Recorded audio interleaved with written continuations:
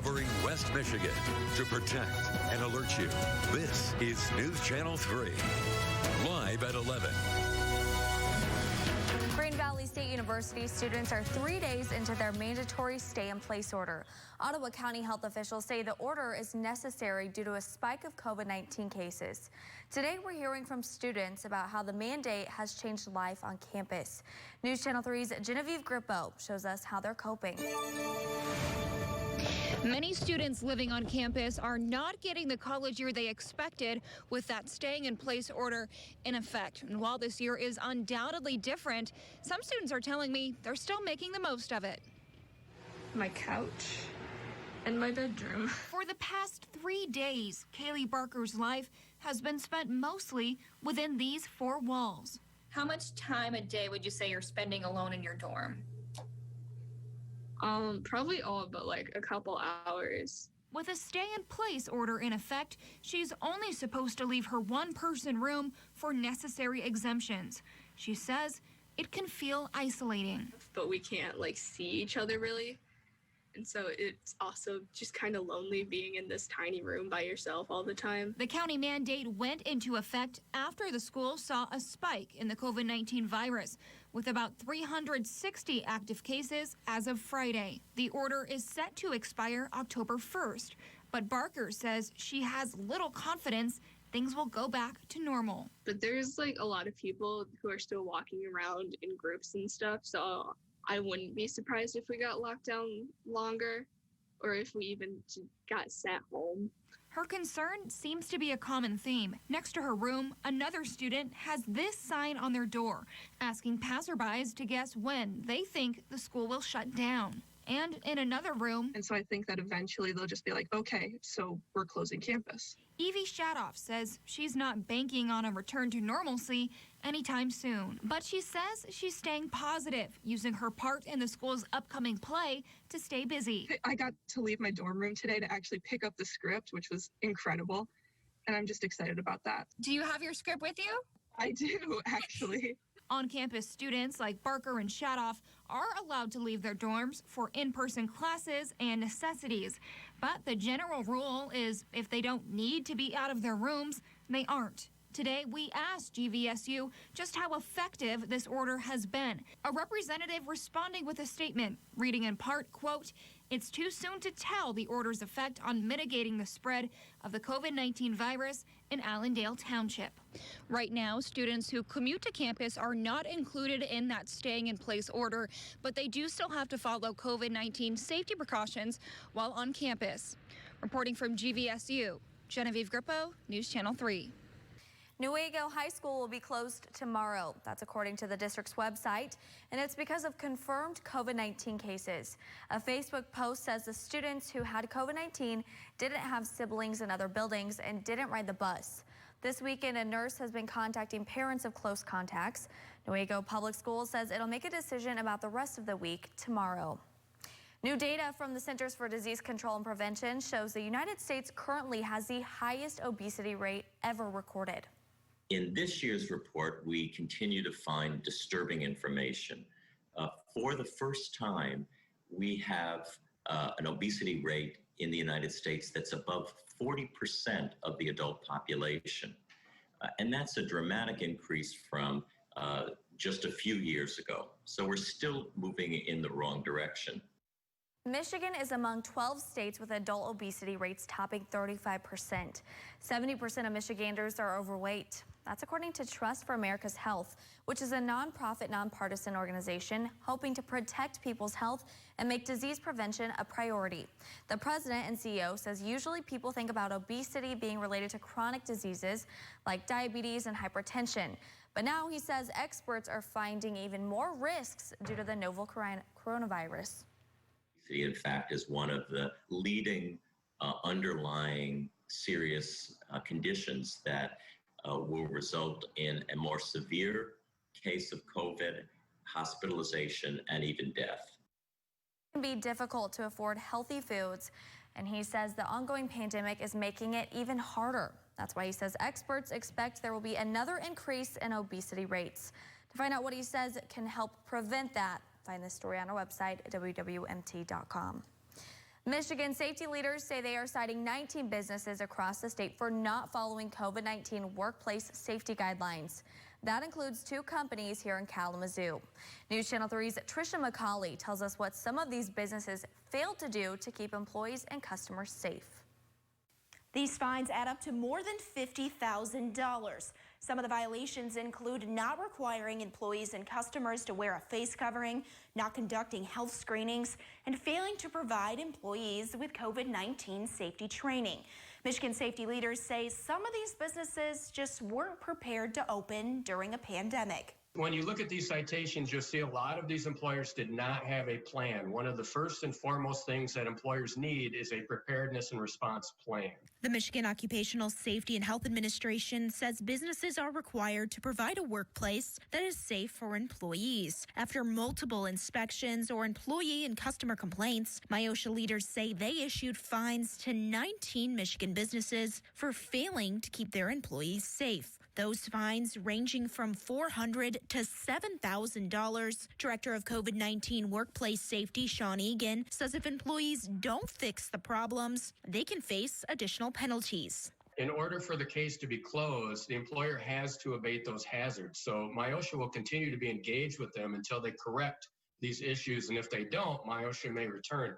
Egan says the goal is to educate before they regulate. He says the state recently launched a program where employers can have an ambassador come into their business to go through a checklist of COVID-19 safety guidelines without the risk of getting a citation. In Kalamazoo, Trisha McCauley, News Channel 3. Let's take a live look now over downtown Kalamazoo with our Peregrine Tower camera. If you had a light jacket on today, it was pretty nice outside. Meteorologist Will Haney is in the Weather Alert Center where he's talking sunshine for this week's forecast. Yeah, Callie, a lot of sunshine on the way at that. Continuation of this gorgeous weekend that we just had, but we are going to be warming up a little bit. Let's take you out live to South Haven. You can see the water calm tonight. The wind has died down. Our temperatures right now lower to mid-50s, a few upper 40s though, a bit farther inland in Ionia, for example, where it's 48, 49 right now in Charlotte, and 49 in Marshall. And a little bit warmer off to the west in South Haven, 53. Now your hourly temperatures overnight, we're going to fall into the lower to mid 40s, so not quite the 30s we saw for lows in a few locations even earlier this morning. Skies mostly clear. There is a weak system sliding through southern Canada, well to our northwest. That really not going to bring any impacts for us as all of its associated energy looks to stay to our north. For tomorrow, though, a lot of sunshine and picture perfect weather. I call that resort weather. Highs in the middle 70s and sun. We will definitely take that. We'll talk about when we could make a run at 80 degrees though, Callie, in just a few minutes. Oh, 80, all right. I'm looking forward to that. Thanks, Will. Well, Vice Presidential hopeful Kamala Harris is coming to Michigan. Today, the Biden campaign announced Senator Harris will be making campaign stops in Flint and Detroit on Tuesday. This comes just days after former Second Lady Jill Biden visited West Michigan. To hear what Biden had to say when she was here, head to our website, wwmt.com. Across the country this weekend, we have seen dozens of vigils to honor the life of Justice Ruth Bader Ginsburg.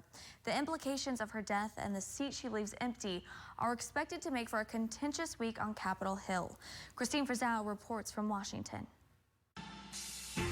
On the campaign trail, a re-energized President Trump appealing to his base, who came armed to an event Saturday night with a new rallying cry of their own. The phrase now a fundraising tool for the president, who made this promise.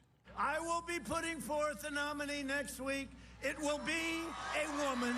The White House making clear once again it will be an expedited process. We've had a couple nominations that have provided the president a chance to interview a lot of candidates. He's narrowed his list.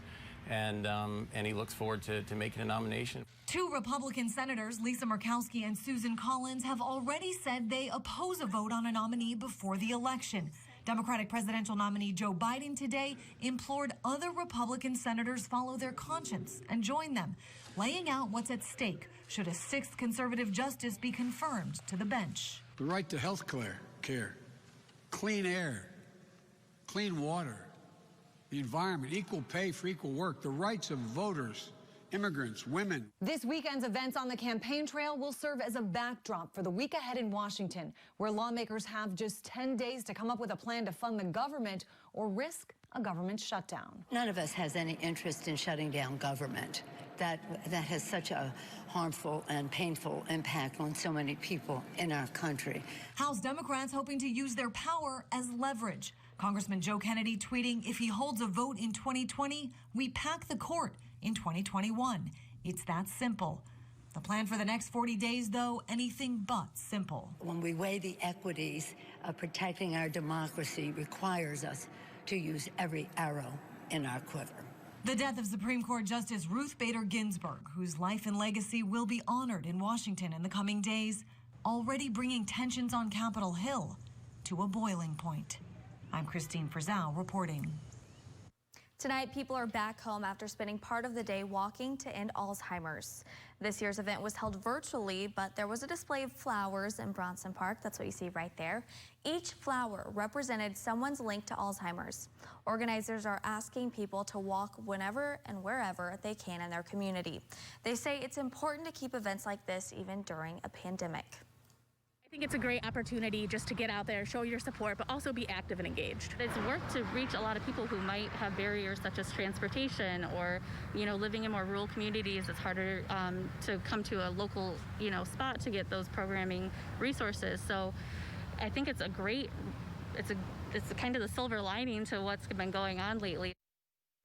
There is still time to sign up. This year's Walk to End Alzheimer's ends December 1st.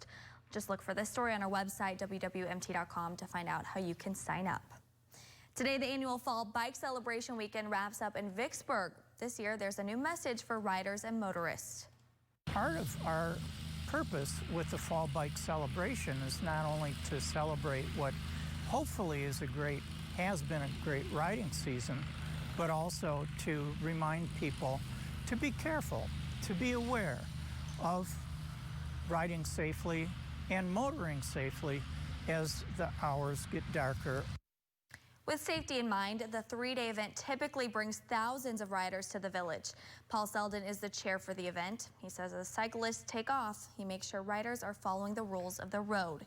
This includes stopping at stop signs and red lights, signaling properly, and riding with the flow of traffic. Selden says this year, in light of the COVID-19 pandemic, riders are still welcome, but there will be some changes. It's our ride, which will be a compact event this year, of course, due to the health precautions we need to take. But for those riders who feel comfortable riding and socially distancing, it should be a great day. Today's ride kicks off at the historic village of Vicksburg, stretches to Shipshewana, and then back. For a full list of the event schedule, just find this article on our website, wwmt.com. It's an invisible gas that could pose a cancer risk to people across the country.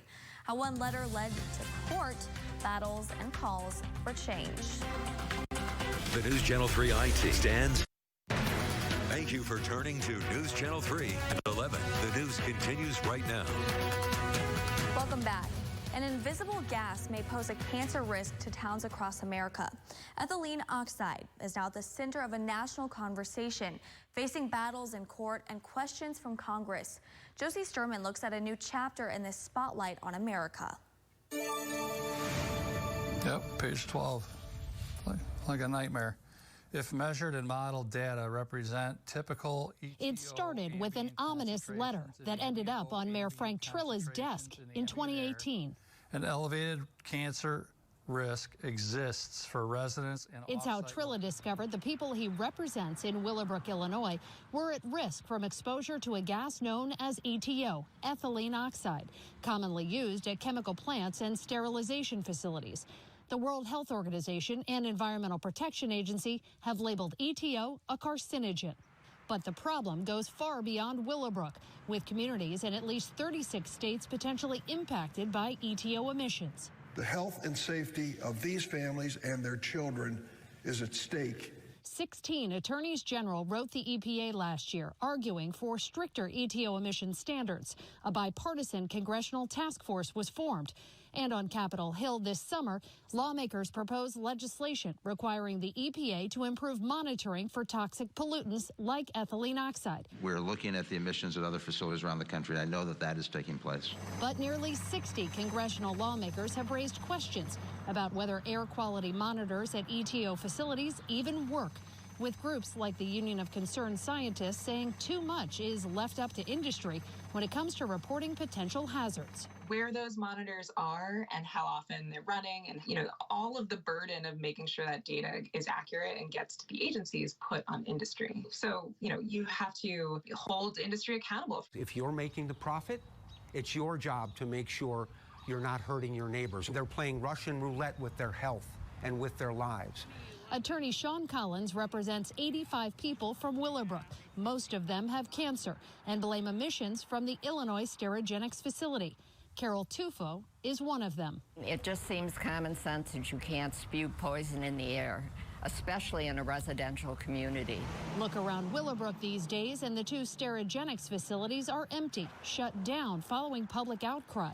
Still, for Mayor Frank Trilla, it doesn't feel over yet. I'm not going to rest until there's new tenants in the buildings.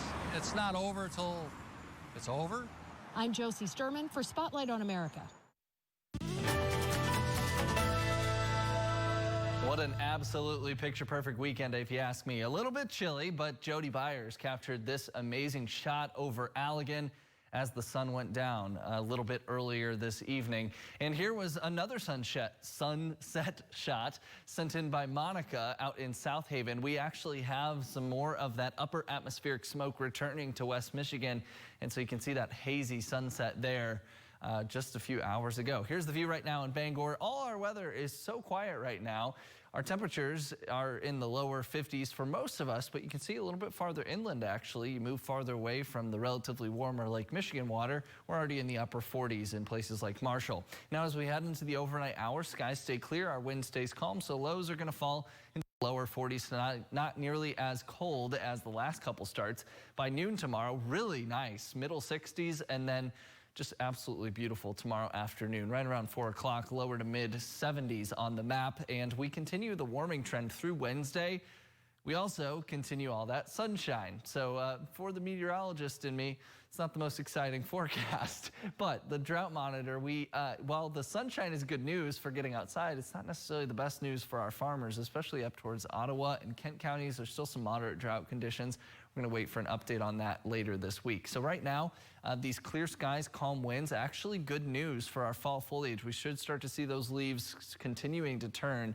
I think up north there might be even some patchy leaf foliage change right now. But as we look at the next week, that shifts a little bit farther south. And then by around the 1st of October, things starting to peak in the UP while we're going to be starting to see that turning. Now, the wildfire smoke, like I said, continues to spread overhead these next couple of days, so just be aware of that strange tint to the sky, maybe even those interesting sunrises and sunsets that's associated with wildfires out west. We also are keeping an eye on Tropical Storm Beta. There are tropical storm warnings now for portions of the Texas Gulf Coast. You can see this thing is just barely going to crawl these next couple days. So for that reason, the heavy rainfall threat is the biggest concern there.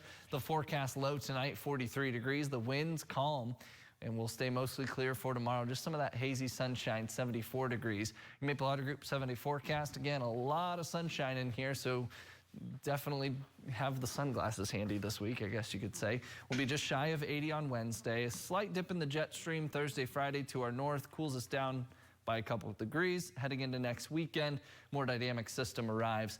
That'll warm us up on Saturday. That's our next shot of 80 degrees before some showers and storms on Sunday.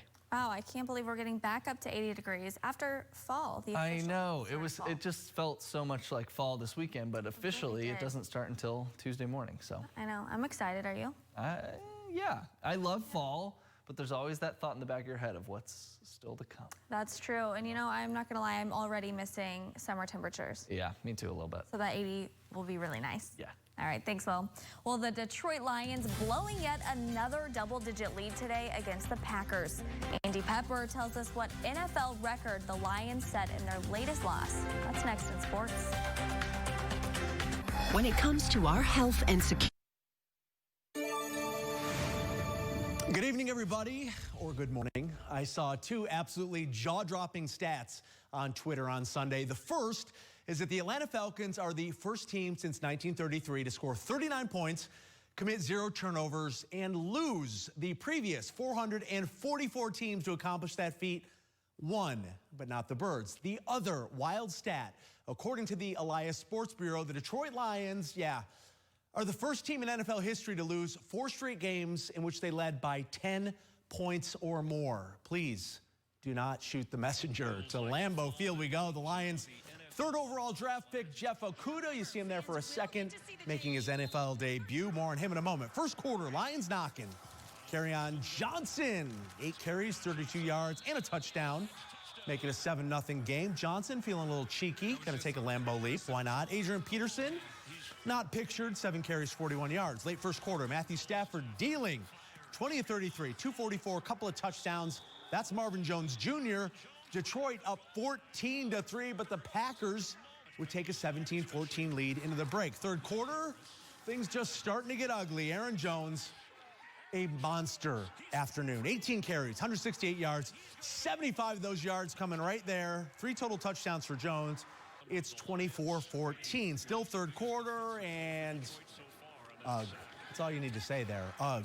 Pick 6.